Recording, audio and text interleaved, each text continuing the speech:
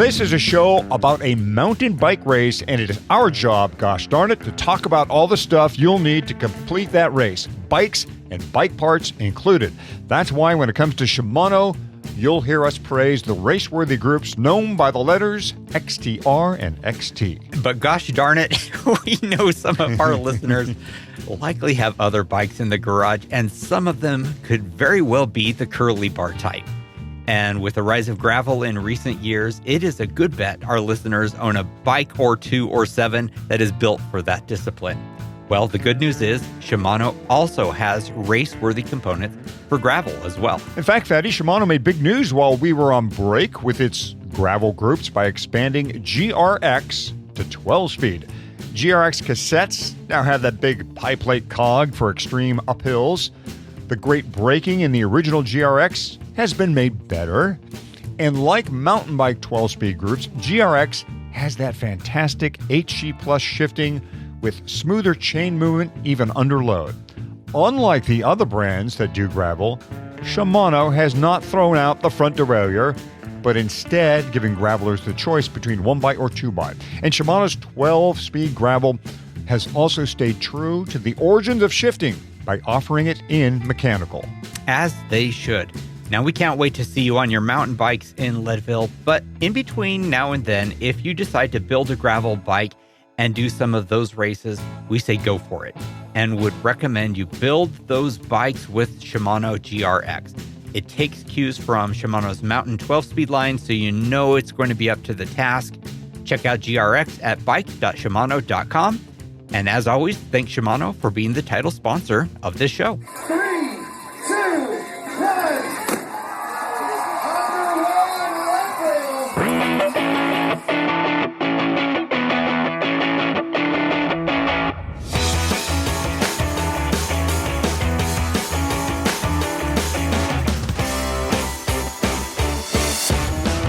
Leadville, the podcast for the 100-mile mountain bike race presented by Shimano. It is Season 7, Episode 7 of the show that breaks down, builds up, gets you ready, and freaks you out for the highest, hardest one-day mountain bike race in the country. I am Michael Hottie, Hottie to most. I'm Eldon Nelson, Fatty on this show, and frankly, just about everywhere. Except on the sleeve of some of my finishing sweatshirts, where I still go by Eldon. We have a couple interviews in this show, and both of them focus on the median age of our audience. Most of us fit into one of the masters categories, and our guests have made it their business to help age groupers get ready for racing. Joe Friel of the Cyclist Training Bibles and Selene Yeager will be along with training tips for Leadville racers. And here comes Eldon Nelson with 14 minutes to spare on that clock, the bragging rights and the heavy hardware. That's all you. Welcome back to your Leadville family and your finish line. FFT's Fatty's Finishing Tips, a presentation of the Leadville Trail 100 Mountain Bike Podcast. All rights reserved. Hottie, I would be a fool to suggest that I have all the answers to everything. Everything period, or everything about Leadville. One of the keys, though, to finishing this race is getting through what I consider to be one of the scariest segments of the course. That is the first 3 miles of it, where you are flying downhill on pavement, shoulder to shoulder with hundreds of shivering, nervous racers. And here is the truth. I am anxious every time I start this race. I have actually been crashed by someone who unsafely passed me during the first couple hundred yards of this race. And I don't have a lot of great advice to give to listeners because I'm not great at it myself. I don't ride in crowded fields very often. And apart from the Leadville 100, I don't race on roads at all. Luckily, I do know someone who is very good at this kind of riding. And that is you. Our listeners might not know, but you and I actually haven't ridden together all that many times and have been together at exactly one starting line. That was the Crusher and the Tusher a few years ago. And at the Leadville 100, it has a fast-moving, paved start. And you and I started together, and riding in your wake was honestly the best, fastest, safest feeling start of this kind of race I've ever had. You were clearly good at it. So I want to yield the FFT floor to you.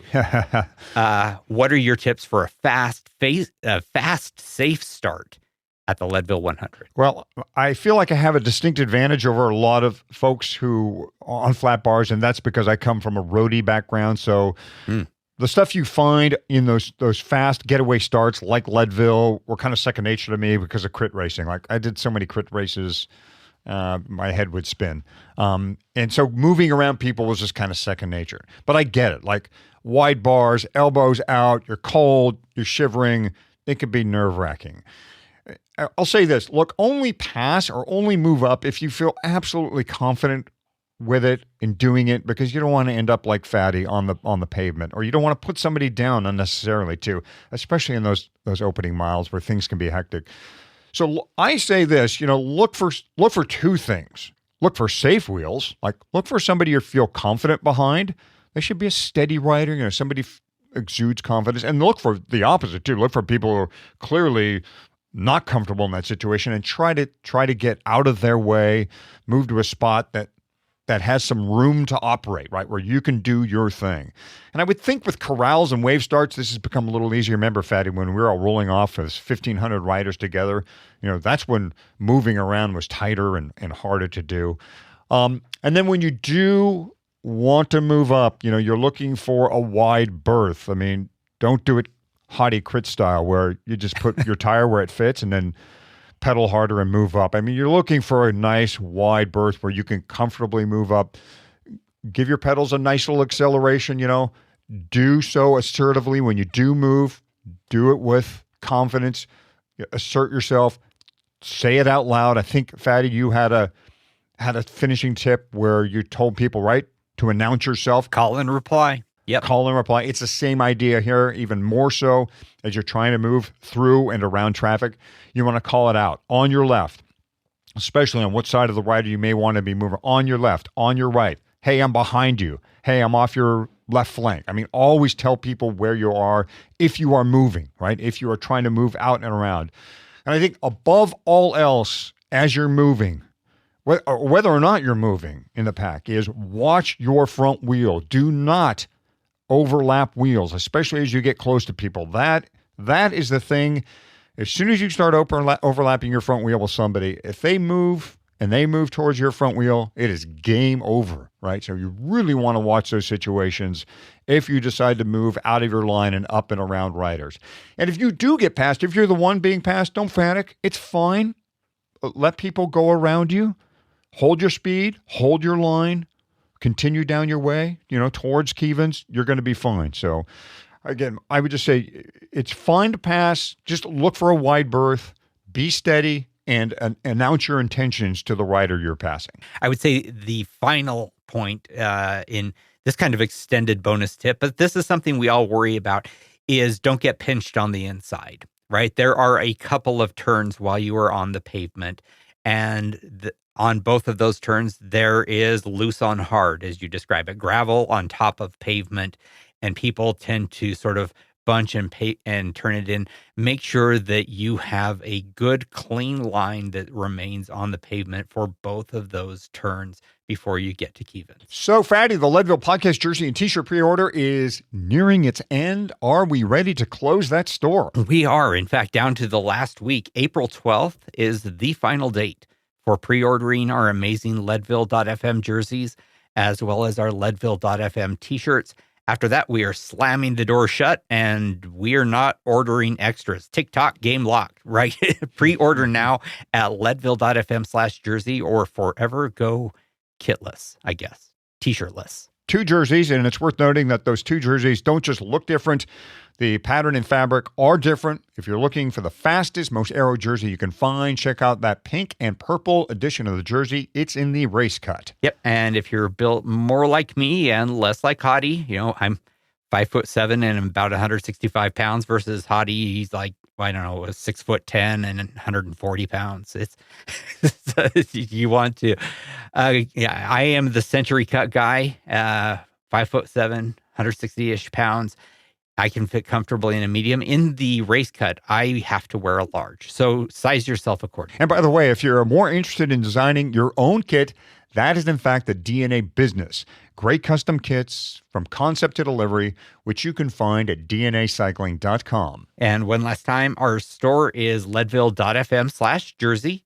And thanks DNA Cycling for handling our custom order. So many of you responded to our listener survey earlier this season, and your responses gave us great direction on where to take this show.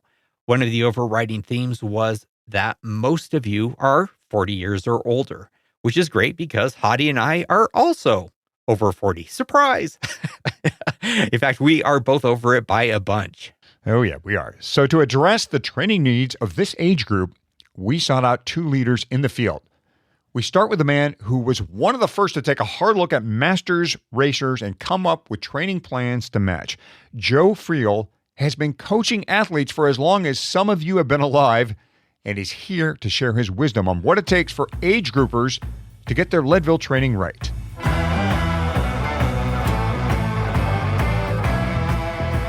All right, everybody. Like we said, we have a very special guest with us. He is Joe Friel. I hope you've heard of him. You probably have. If you've dug into training manuals and books at all, you've seen his name everywhere. He has 17 books out there. I have two of them that I keep close by, the Cyclist Training Bible and Fast After 50, because yes, I am more than 50 years old. This became a very important book in my life. And Joe, first of all, welcome to the show. And we understand you got another book in the making that features a Leadville athlete. I do indeed, yeah. I'm working on book number 18 right now, called Joe Friel's High Performance Cyclist. Awesome, and you got an athlete featured in there too, who's she's got a pretty darn good Leadville record. Yeah, Lori Brandt. I coached her mid-90s, and she won the very first Leadville 100 back in 1994, I believe it was. And then she won 3 more times after that. So she's, in fact, she's still a very good athlete, races. She's a national champion in her age category now, off-road. So she's just a tremendous athlete to work with. And so I'm featuring her and other athletes I've coached over the years in this new book I'm writing. Yeah, I think that's going to be one that every Leadville racer will want to read, just for the storied past of that race and the first winner. This is the year John Stamstad won the first Leadville 100 with a 752. Lori won with a 903 and went on to win 3 more times, including with, in 1997, a 758. So working with Joe, obviously 4-time champion, and with some, I mean, back then, I think 26-inch wheels, caliper brakes, and these were not the bikes that we are riding today, folks. One of the main reasons we want to have you on this episode has to do with the book that Hottie was mentioning, the Fast Over 50 or Fast After 50. I'm over 50. I'm well over 50. I know Hottie is, and I expect all of us are over 50 at this point. And that is, in fact, how that applies to a lot of our listeners as well. We did a survey at the beginning of this season, and a large majority of all Leadville 100 racers are between the ages of 45 and 60, and 80% of our listeners are in that age group. So this is definitely a pertinent topic. Are there key takeaways for those of us who have been racing most of our lives and are now racing in that 45 to 68 age group? Well, certainly there are. There's lots of things I talk about in the book that are critical for the older athlete to be able to take advantage of what they've learned and what they've developed over the course of their long careers. The book was written for people who are longtime athletes and we're just trying to get back to racing again at a respectable level, whatever that means for the athlete. So, yeah, I talk about the things in the book that have to do with high performance, and so yeah, that's a part of it. Is what can the athlete do as they get older to actually have a good performance later in life. Mm-hmm. Joe, you did in the book. I recall after reading it several times, you pointed out a couple main points that I at least went away with, and I was at the time getting ready for Leadville when I was reading this book. there were a couple things you said. You said intensity is the key to maintaining performance with aging, specifically that VO2 max range, which is a very high range for a Leadville athlete to at least spend much time in. But you also said that you wanted to see people who are over 50 to also work and test that aerobic threshold zone. So in the context of Leadville, which you're familiar with, tell us how you would train a Leadville athlete, or how much in both of these areas you would put them in as they were getting ready for this type of an event. Realize, first of all, this book was written for people who are not necessarily just doing 100 milers off road. This was written for people who are also doing 45-minute criteriums and 20K time trials and all kinds of stuff. So the book was really written for a very broad audience. And so when we start talking about what does intensity mean, we have to define that term in regards to who we're talking about. What is the athlete training for? There are two basic ways of developing a VO2 max. The most common way, the easiest way, quite honestly, is just to put in a lot of volume. Now, if an athlete puts in a lot of volume and does that in a very low intensity zones like zones 1 and 2, they're going to develop a very high aerobic capacity. Then if this athlete is also racing shorter events, such as a criterium, for example, now what they want to do is start building on top of that by doing some high intensity intervals that takes their VO2 max to a new level, but is very specific to the event, because when you're doing VO2 max intervals, they're very short, they're very high intensity, and that would be like something like a criterium. Whereas for Leadville 100, we don't need to do things like that. In fact, the work we do primarily in zones 1 and 2 will develop the aerobic capacity very, very nicely. You'll come away from that early part of the season with a very high VO2 max. The athlete could put a few more percentage points into it, but we're talking about 5 points or less building on top of what they've done in the off season if they start doing high intensity. So actually, with that type of athlete doing with a 100 trail 100, I don't think I would take them into the high intensity interval training. I would just pretty much decide that we've accomplished what we were going to accomplish by doing the high volume training during the base season. And from that point on, we're going to start working on things other than VO2 max, because it's actually already well developed by that point for that type of training. So I would change the training a little bit for the type of event we're talking about here. How about the thought that Joe, that some people say to kind of raise your overall fitness, you want to raise your ceiling. Would you say that there's going to be at least a little VO2 max or, very hard efforts for any athlete, especially those over 50, no matter the event, or what's kind of your benchmark there? I think the only time the athlete training for the 100 would really be doing anything high intensity is if they're doing a race-like workout. The common thing that really holds most people who are 45 to 60 back for that type of event is something called stamina. It's how long can they go at a relatively high intensity, relatively steady, not perfectly steady because of things like terrain and conditions of wind and so forth. But it's going to be much more steady than VO2 max. VO2 max is only going to, in this case, show up in very small episodes. For example, a hard climb or something like that. But otherwise, the athlete really needs to be working on stamina, which involves doing long rides at a relatively high intensity. To do these, you really need a power meter. The power meter is the key to preparing for an event where stamina is the key to it. So that's the part I would have the athlete doing is a lot of long, steady rides. By long, I mean more than an hour. And in case of the 100, we're doing rides that are going to be a couple of hours, perhaps even longer, but they're holding a high percentage of their FTP, if we can start using language like that to represent what we're talking about as far as a reference point.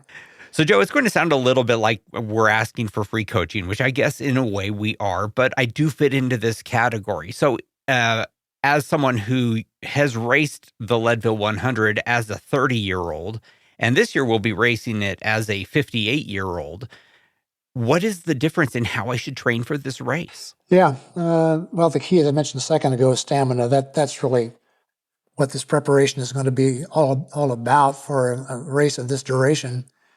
Stamina means we're not going to go anaerobic. the athlete needs to avoid going anaerobic in a race like this.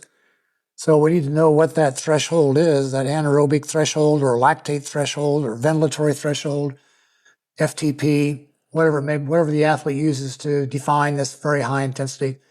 We're going to stay below that for the entire race. Every time you go above that, it's like burning a match. You've only got so many matches in your match book. And if you keep burning them throughout the race, you're going to eventually wind up with absolutely nothing left. You're going to just struggle to the finish line in a very, very slow type of struggle to finish. So that's really the key to this, is making sure that the athlete stays under control, stays well within their boundaries, which means below that FTP, lactate threshold, etc. If they do that, and they've trained for stamina by doing long rides at relatively high intensities, but again below the FTP, they're actually going to be quite good condition coming into a race like this. That's really the key to this type of race. Doing high intensity intervals is really not the key for a race like the Leadville 100. So I have a pretty good idea of what my FTP is, and I measured it recently. It's 261.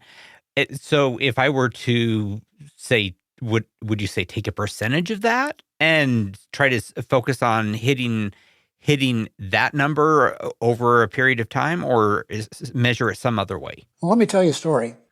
I was watching the Tour de France. We'll just use it as an example here. 2 years ago, there was a breakaway of 5 riders. It was a very long stage that day, and they were riding strong. The gap was getting bigger, and the riders were being dropped in that lead group. There were like 5 riders off the front, and there were some who were occasionally losing somebody, that they were not able to maintain it. And it came down to one rider at the very end who held on for the entire race. He went for 300 watts for 5 hours. 300 watts is roughly about 75% of his FTP. Road cyclists are almost always around 400 watts for their FTP. So he held 300 watts, 75% of his FTP for 5 hours. That's a great example of stamina. In fact, that's what got me to thinking about this whole idea of stamina a couple of years ago, was that watching that race and then going back and checking to see what he did as far as his numbers. That's what we're talking about. We're not talking about some high percentage like 90%. We're talking about something which is much lower than that. On average, 75% would be a great ride for an athlete doing the Leadville. Yeah. Many of our athletes, Fatty included, Joe, use FTP as kind of the benchmark to set, their fitness and then how they're going to train in the future.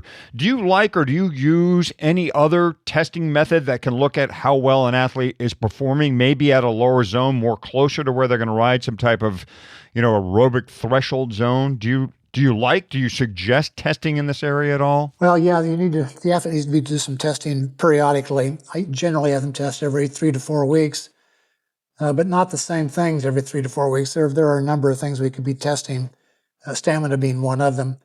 But there's, basically the bottom line is I want the athlete to be training in ways that are going to be specific to the race, and then testing those things that tell them how they're doing specific to the race. So, for example, if there's a long climb on a race the athlete's doing, we need to be prepared for that climb and know how we're going to handle it.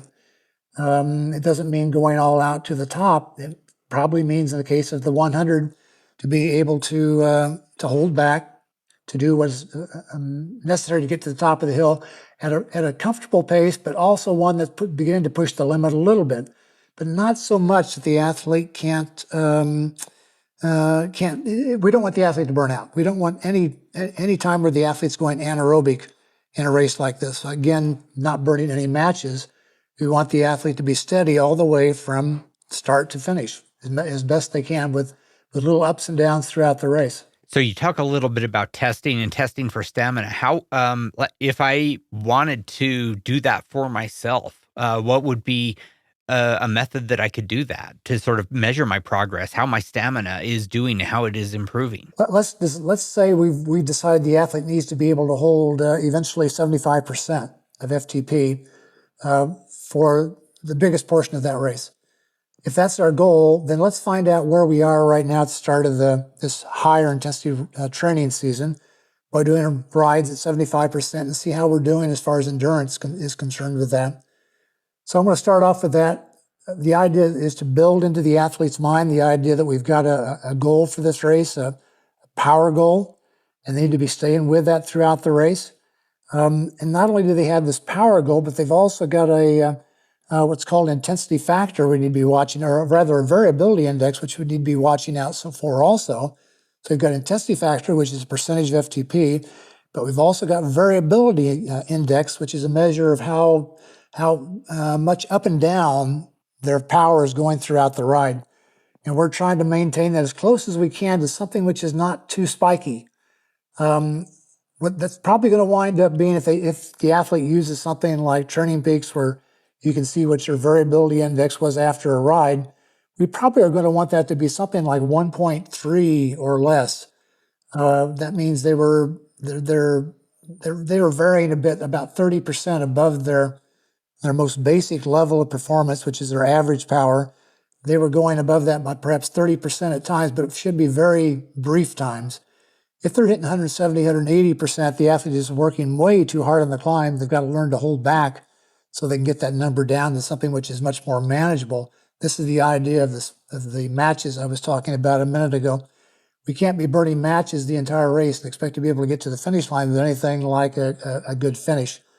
So we need to start someplace. So we're going to start off with, let's say, we're going to do a 1 hour ride at 75%, and we want to see what the athlete's variability index is.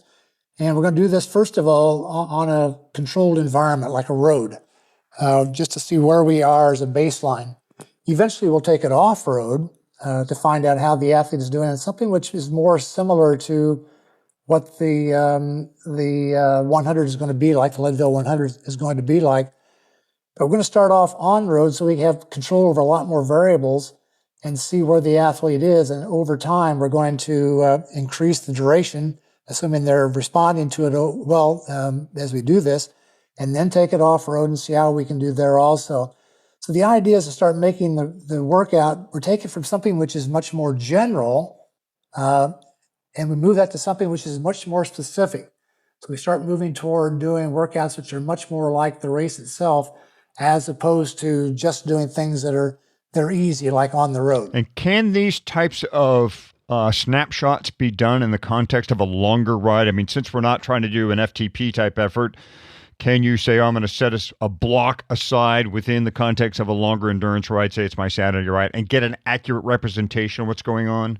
Yes, certainly. In fact, that's what the athlete should be doing. Okay. The best time to do a stamina effort is at the end of a workout. So let's say the athlete's doing a 3 hour ride and they want to do a 1.5 hour stamina session. I would make that the last hour and a half of the ride, because that's basically what you want to experience. Is you want to experience something that starts to move closer and closer to being like the race. Exhaustion, fatigue are eventually going to set in, and we want to see at what point that begins to happen. When do we see the athletes? For example, what we want to see is how long does the athlete's heart rate and their power stay coupled, stay together. When they start separating, when heart rate starts rising real fast or power starts declining real fast, that tells me that the athlete's performance up to that point in time is good, but everything after that needs to be worked on, which means the athlete needs more endurance work in this case.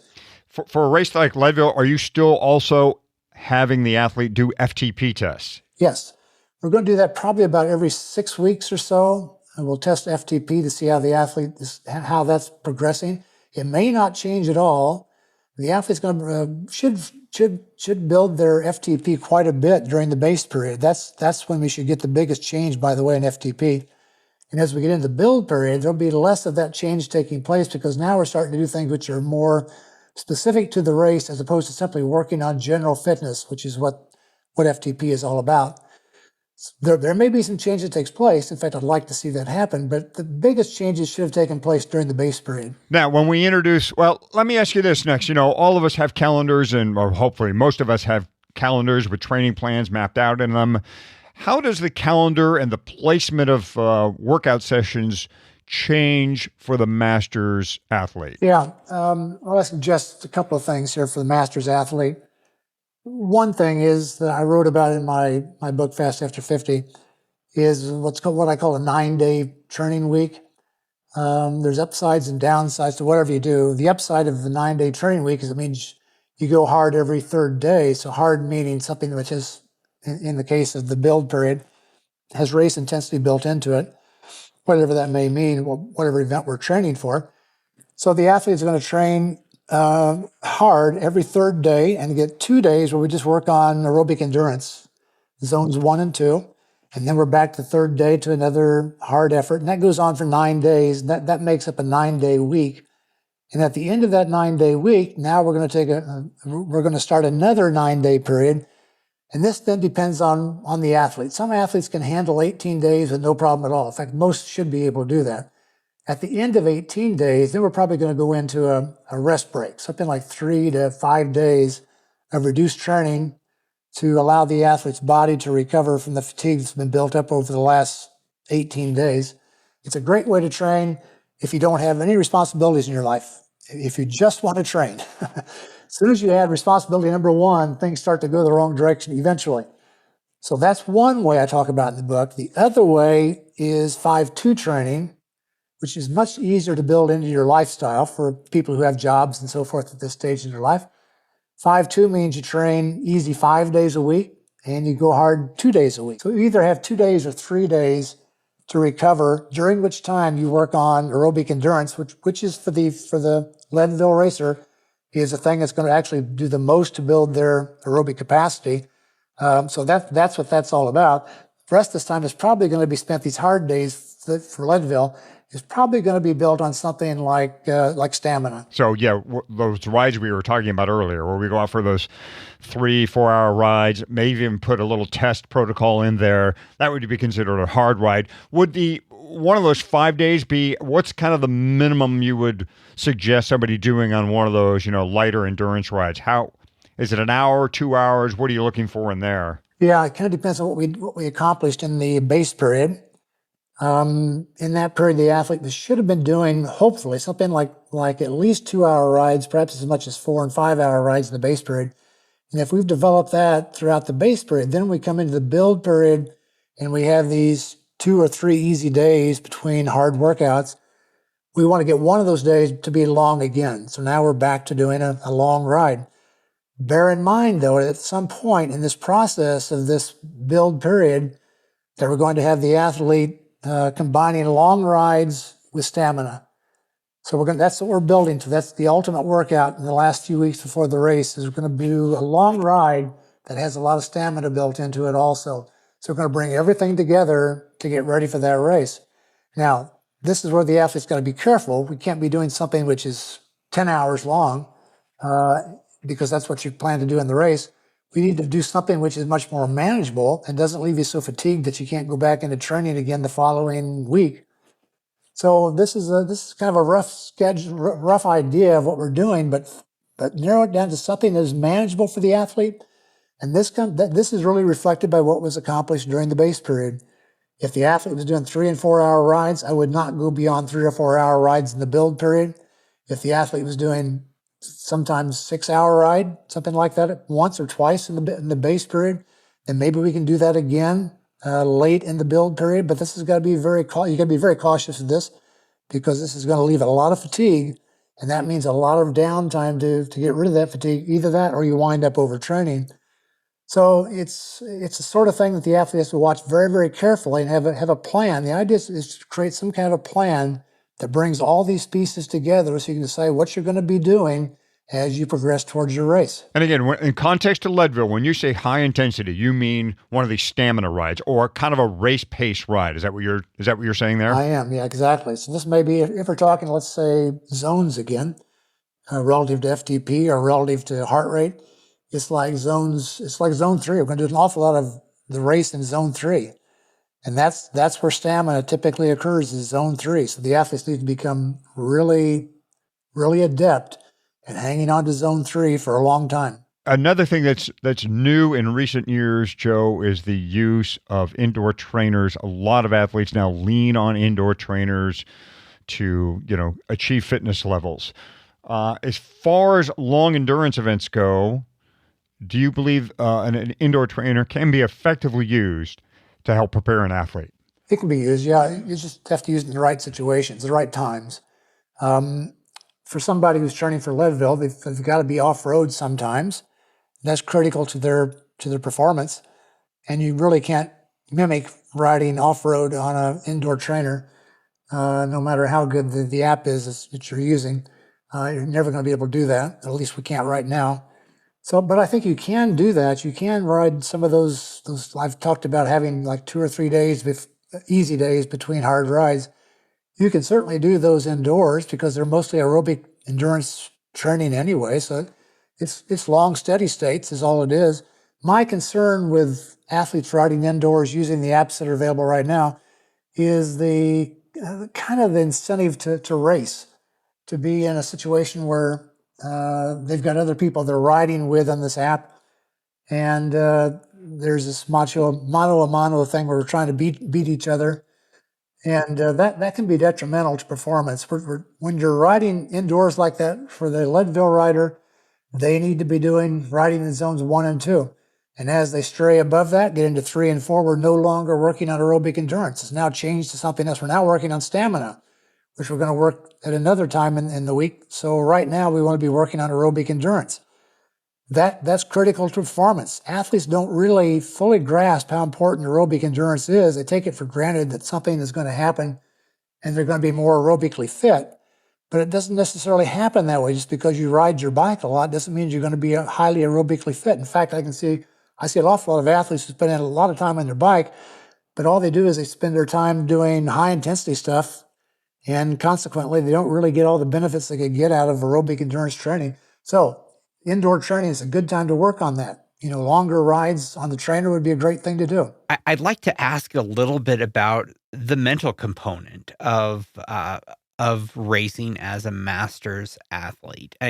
Speaking for myself, I notice in my late 50s that my motivation to compete is less. That while I still enjoy the social aspect and I enjoy the riding and even the racing, that my drive to hit a PR or to win, and it seems like it's just not there. Is that normal, or is that I don't know if that's just me or if that really is sort of a sloping off that racers can kind of expect? And is there I don't know, does that matter, or is it something that can be combated? Yeah, you've hit the nail on the head. There's actually 2 biggies mentally I found for athletes. One of them is motivation as they get older. Sometimes we lose that.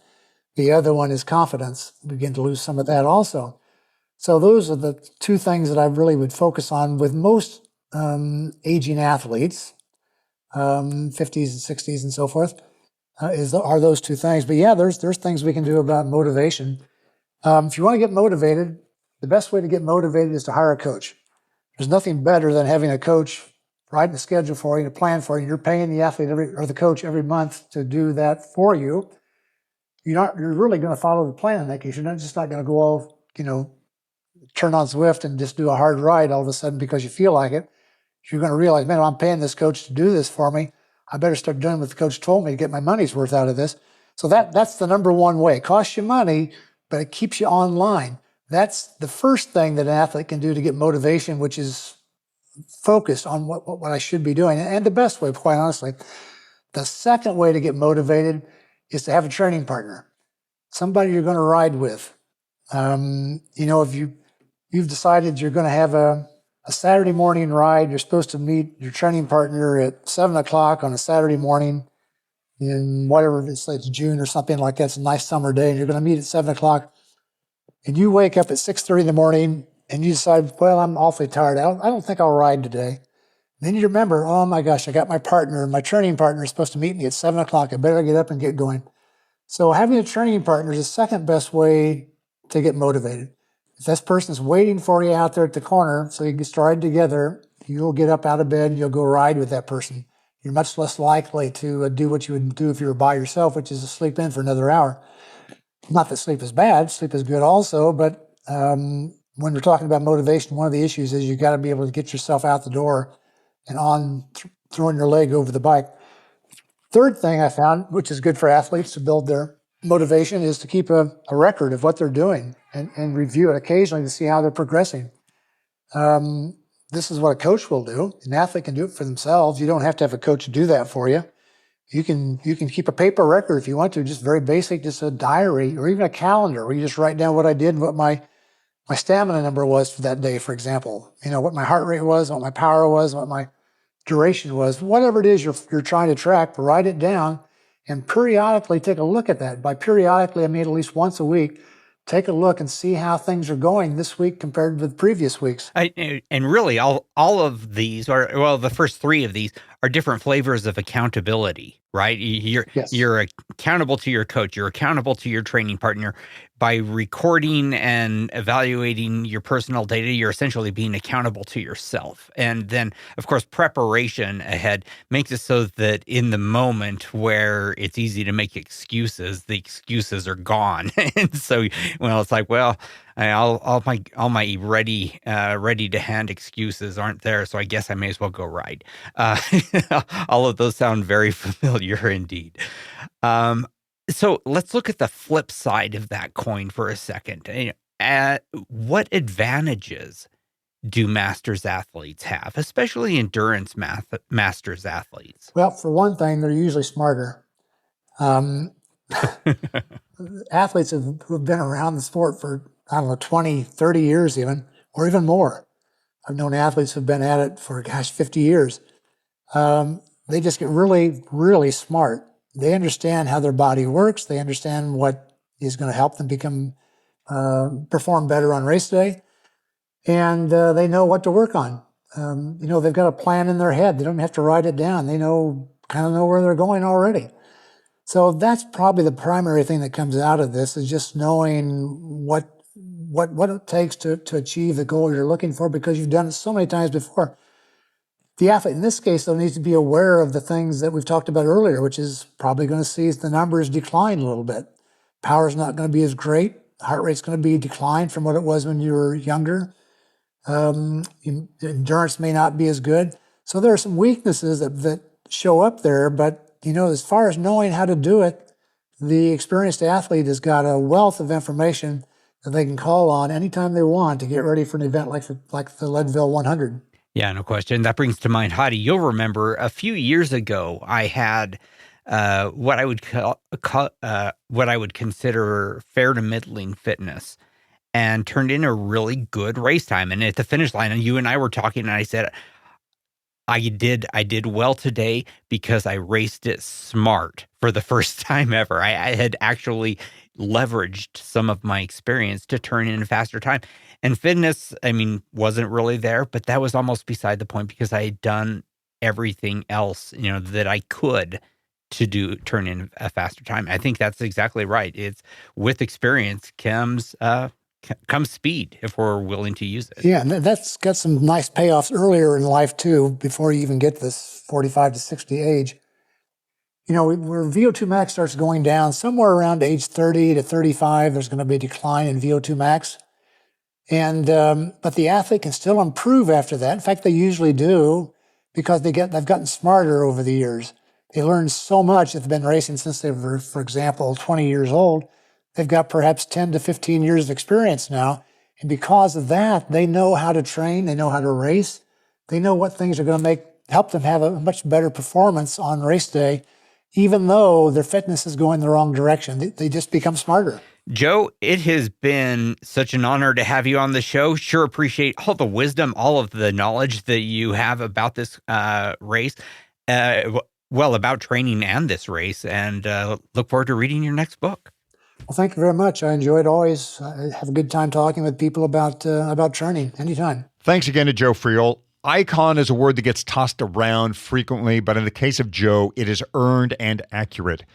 Check out Fast After 50 for more great training insights from Joe Friel. Yeah, we were both a little starstruck, I think. This may be the first interview you and I have ever done where we tripped all over ourselves before we punched record, just so excited to talk to this guy. It has been a long time since I have ridden something other than a carbon bike at Leadville. You know that. This year, however, I am turning back time a few notches, and I'm going to be on a titanium frame. The builder is Firefly, and my geometry will be custom, made just for me. I am really looking forward to my lap around Leadville on a material I have not ridden in a number of years, since my Thai Mojo, I think. Ah, beautiful. I love titanium too. Great feel and nearly indestructible. But Fatty, there's no way you are eliminating all carbon from this bike. Oh, not a chance. There is going to be a lot of carbon in my vicinity. All of it will be labeled Envy. The wheels, of course, will be M525s, my favorites. I love those. And I've used them, I don't even know how many years. Before that, they were the M50s. Before that, the XCs. It has been a long streak of Envy wheels and me. I'll also have Envy bars, of course, and Envy mountain stem. I am still undecided on my seat post, but whether rigid or dropper, it'll be carbon and it'll be Envy.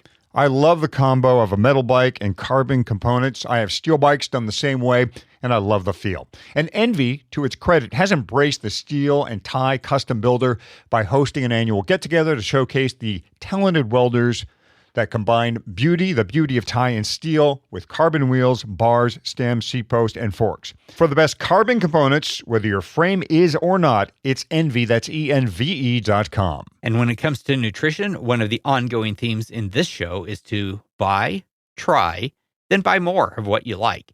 And when we say try, we mean try it as close as you can to race conditions. Yeah, the feed is hip to this idea as well, so much so that they have put together try bundles for both gels and hydration. Instead of buying a whole box of gels or multi-serving pouch of drink mix, the feed has sample packs of select brands for each category. There are 9 different gels and 10 drink mixes. And the brands are ones you know, too. Scratch, Untapped, Martin, Element, SIS, and Goo, just to name a few. It is really a great idea to get you started on the experimentation phase of your Leadville nutrition plan. I have been a Goo guy for a long time, but I like to try others always just to see, and this is a great way to check out some brands I've not used. The Feed's tryout bundles are available right now on its website. The easiest way to find them is go to thefeed.com/Leadville, and in the search box, type the word try. And if you do buy, remember to claim your $80 in annual credit. Register your email, verify your phone number, then spend your first feed credit of $20 right away. All right, we want to round out our Masters training episode by addressing the needs of Masters women. We love seeing age grouper women on the start line, and we love it more when they cross the finish line because they face additional hurdles just to get to 6th and Harrison. To help explain how women over 40 can make the most of their training, we have back with us Selene Yeager. Selene is a big buckler, a Leadville stage racer, and has an extensive media career, which she has recently focused on Masters women and human performance. Hey, we say welcome back to Selene Yeager. I think we're up to, I don't know how many times now, Selene, you've been on this podcast. Who's counting anyhow? A lot. And for a good reason. I mean, you are an expert on a lot of fields when it comes to racing and training. And of course, women and what they deal with on a regular basis when it comes to being an athlete and training. Let's talk about, we've been talking about Masters training kind of generically, right? And most of the literature out there and the training Bibles and so forth are geared towards men. But we want to make sure that we talk about what's happening with women, Masters women in particular, as they head for Leadville. First, could you break down like the stages of menopause for us and tell us how, if at all, training adaptation and the ability to perform might be different that is, in those stages? Yeah, and it's really, I think it's important that people recognize that menopause itself, and we talk about it as a thing, and in some ways it is a stage of life, because once you hit that one point in time, you're sort of in menopause or post-menopause for the rest of your life. That could be a third of your life, frankly. I mean, if it happens around 50 or so. So if you want to break down the stages, there's premenopause, which is just your normal cycling woman, who has her normal hormonal rhythms. And then you reach this place where, your ovaries start going, time to shut down shop. And the eggs aren't releasing the same way, and you don't have as many follicles. And that is the point that is called perimenopause, or the menopause transition more commonly now, which I like that term a lot because it is a transitory stage, and it can happen anytime in a woman's generally 40s, generally mid 40s, but some women have it earlier, some women have it later. And at that point, these hormones, generally estrogen and progesterone, that orchestrate your cyclical menopause or menstrual cycle start going haywire. And that can cause a lot of knock-on effects because those hormones affect literally almost every cell of your body. You have receptors in your muscles and your brain. And when they start getting out of sync, that's when women can start having the body composition changes and sort of the hallmark symptoms of, you think with menopause, like hot flashes, night sweats, mood swings, sleep disturbances. It can be really quite disruptive. Fortunately, it doesn't tend to last too long, but for some women, it can be over a period of years, and it can blindside you. And I think that's the thing that it happened to me. I didn't really start racing on this semi-professional level until I was 39. And I raced all through my 40s very successfully. I felt great. And, I want to leave women with that message too. Like, there are a lot of women in their 40s and 50s, through these times you can still do lots and lots of things. Like this is not the end of the line by any stretch. And then there's postmenopause too, right? I mean, that's a section of life. Does it differ than peri, and can it affect performance in a different way? It can. I mean, the thing is that once perimenopause is the signifier is the chaos. Let me put it that way. So, I mean, it's just sort of that the disruption in the hormones is what can make so much of this so difficult. Once you hit postmenopause, things settle down and you reach sort of a new normal, if you will. And yeah, I mean, just like, and it also intersects with aging, right? So, I mean, we all have some changes as far as losing some of our top end speed and, all of that kind of stuff. Sometimes it's hard to tease out what's what when you're talking to midlife women because there is a lot going on. And menopause, unlike men who lose their testosterone on a more gradual slide, women have this drop, of their hormones, and it can cause just more of an abrupt change for them. And that's harder. I'd like you to frame this for the Leadville racer, if you can. So, it's no secret, I'm 58, my wife's 55. This is something that is part of, how we train together and how we race together, because we do a lot of our racing, side by side, almost all of our training side by side. How does that affect the woman racer who still wants to race and succeed? And tell me what the differences are and what the things that the partner or friends or family should know. So let me talk about her to start. So it does help. Like I will just say, like straight out of the gate, resistance training becomes a non-negotiable at some point if you want to maintain your power and your muscle. It just is, because research shows that women can lose 10% of their appendicular, legs and arm muscles over the perimenopausal period alone. That's a lot of muscle loss, and that takes a lot of your power with it. You lose a lot of that high end. Adding some higher intensity lifting, plyometrics, you don't have to go in there and try to be a bodybuilder. I've said this before, but it's important to know. But just like lifting for power, working out for power, get a trainer, it really can make a difference. And I've got 30,000 women in the Hit Play Not Pause community now, and they're all almost disciples of strength training.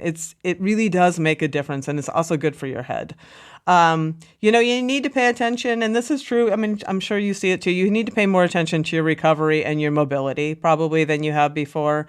When women's estrogen and their hormones change and drop, they do become more susceptible to overuse injuries because the tissues change. So it does, those mobility sessions, I never did them before. That was always something that I just didn't pay attention to. And now I make that part of my strength training because it really does keep your joints. You want to keep that range of motion because it spreads the effort across your joints and it makes you less likely to get injured. Increasing your protein, if you haven't, protein is all over the place right now. I'm sure people may be sick of hearing it, but to stimulate muscle protein synthesis, that's where you repair, rebuild, and make muscle, you need healthy doses of protein throughout the day, and you need more, with menopause and midlife. Men need more too when they're older. So aiming to get 30 grams at every meal if you can makes a big difference. And, if you are suffering from symptoms, I mean, if you have a lot of hot flashes and night sweats, if you can't sleep, if your moods are terrible, if your training is disrupted, there is a lot of help for women right now, and not the least of which, go investigate hormone therapy. I mean, it is gold standard care for menopausal symptoms. And if your training is being derailed by that, there's no need to suffer through that. Like, go work with a provider and get some help. Yeah, I was going to ask about hormone replacement therapy. What is the research saying about doing heavy physical activity or training for an event like Leadville while you're doing hormone replacement therapy? Is it safe? Is it encouraged? Where do we stand on that? I think it's very cute that you think there's actual research on athletic menopausal women on hormone therapy. I think there's barely any research on active women or let alone menopausal women on hormone therapy. But I will tell you that it is 100% safe. There's nothing that there's no risks about training or any of that. Like that, there is no problem there. And like I said, if your symptoms are disruptive, 100% go get help. I will say that one of the frustrations that people sometimes run into with hormone therapy is, unlike other medications where there's a bit of a known entity, like you take this dose and then you're fine, because it's hormones and everyone responds differently, it can be a bit of trial and error, and I know that can be frustrating for some women. They'll take something and they'll be like, I don't feel better or feel worse, and then they have to play around with the doses and the delivery systems, and that can be a drag.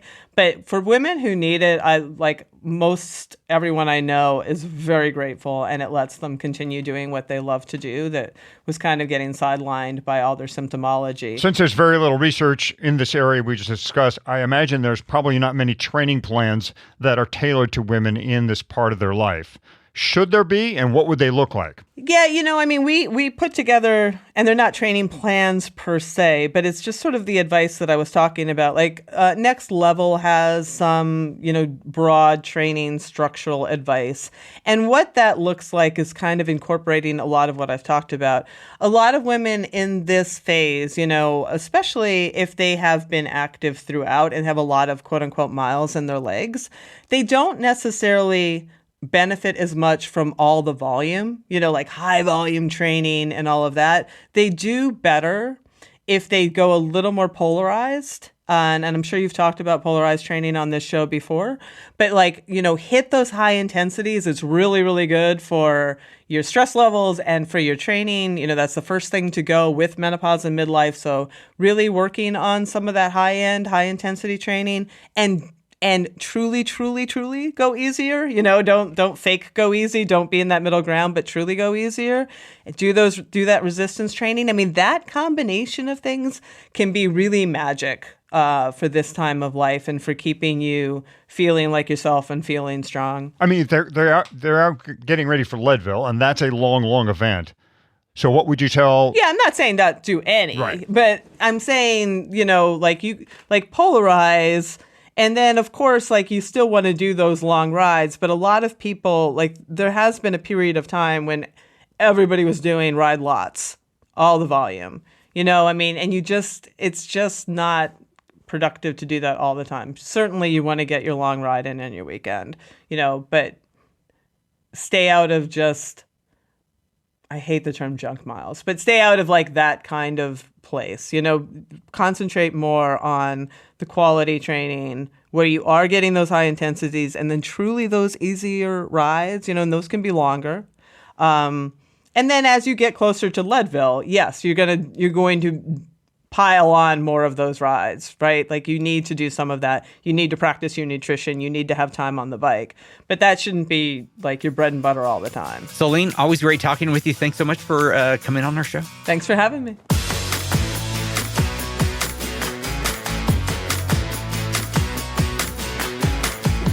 Again, Hit Play Not Pause is Selene's podcast.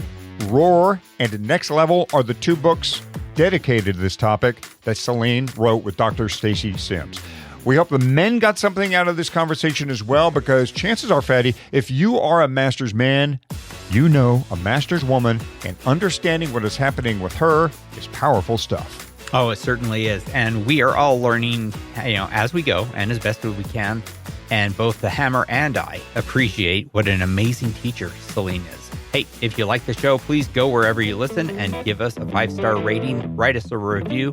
And to see all the ways you can do this, the way you can find our independent show, just go to leadville.fm. For now, good luck in your training. Thanks for listening, and we will see you at the starting line.